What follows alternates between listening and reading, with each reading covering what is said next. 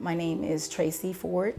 My rank is sergeant, and the branch of service I'm in is Army. My name is Omar Milan. I'm originally from Mansfield, Texas. I joined the Marine Corps in 2000 and was honorably discharged in 2004 and decided that civilian life wasn't for me. So I joined the Air Force for 3 years. I went to EOD school in 2006 and then moved back to Marine Corps in 2008 and retired in 2014. I was in the Army.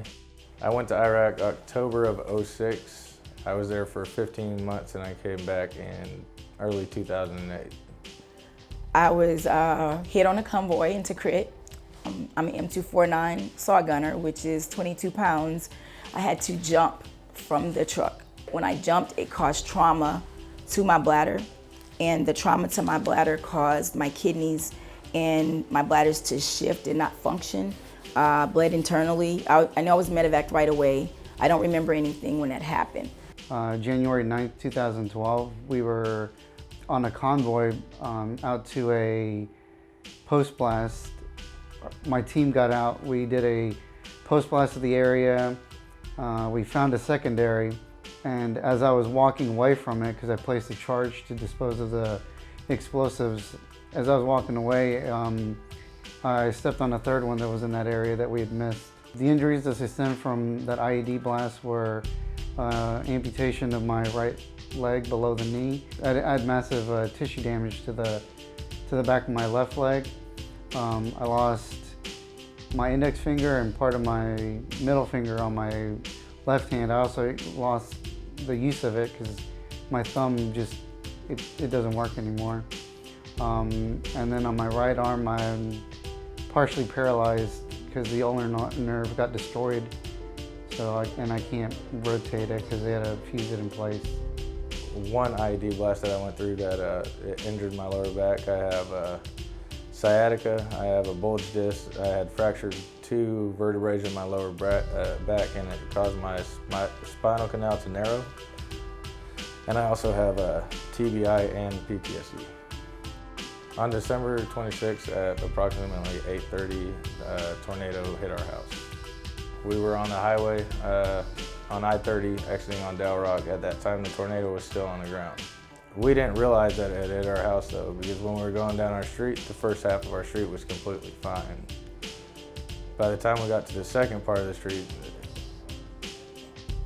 it looked like a war zone, literally.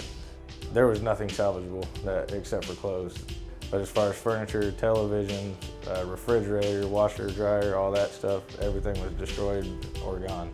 I heard about the Cowtown Warriors through the Marines. Actually, the gunny called me and said, hey, you know, there's a group of guys here, collected a bunch of money, and they did it so they can, you know, help out wounded veterans in the area. I was hospitalized for so long and then had a home health nurse, etc. The Cowtown Warriors, when I reached out to them, it wasn't just the help of them saving me from being homeless, because they helped me pay my rent because I was actually going to be out of there. Not only did they get right back in touch with me, but they wanted to know what was going on in my life, and they kind of made me feel, again, important, because once sometimes you retire or you're hurt, you don't feel that way anymore. From the time that we actually heard from Cowtown Warriors and called them, within a week to a week and a half, we had new furniture for our kids. We had a new couch, love seat, chair, entertainment center. They gave us basically a $5,000 credit to be able to get as much furniture as we could for our family, since we had lost everything. The VA won't cover beds or, you know, other things that actually, you know, do help out and stuff. The Cowtown Warriors actually stepped in and bought us a sleep number bed. It relieved some of my pain. I was really like in a really dark place, and they changed my life. And there were other organizations that didn't really help out, but when I called Cowtown Warriors, it was amazing what they did. And they looked to me as a hero, like they talked to me like a hero. When they would call me, I never really get phone calls unless it's medical or a bill collector. So to have someone call you, even after they've helped you, to show you still how important you are to them, it meant a lot to me. Some organizations, they help you out and then they kind of forget about you. They actually asked me to come on and help them out by being their liaison, keeping in contact with the guys that they help. If it wasn't for them at that time, I don't know where I would be right now. I just probably would have been evicted and probably somewhere in my truck, sleeping in my truck, because I was almost, like I said, homeless. I had no way of getting that money. As of right now, I have a certificate in administration of justice and law enforcement.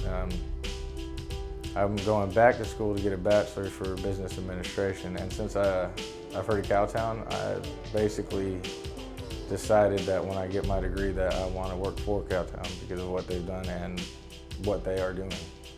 You know, the Army say you can't cry, but I really appreciate you guys helping me. And from me to you also, just thank you.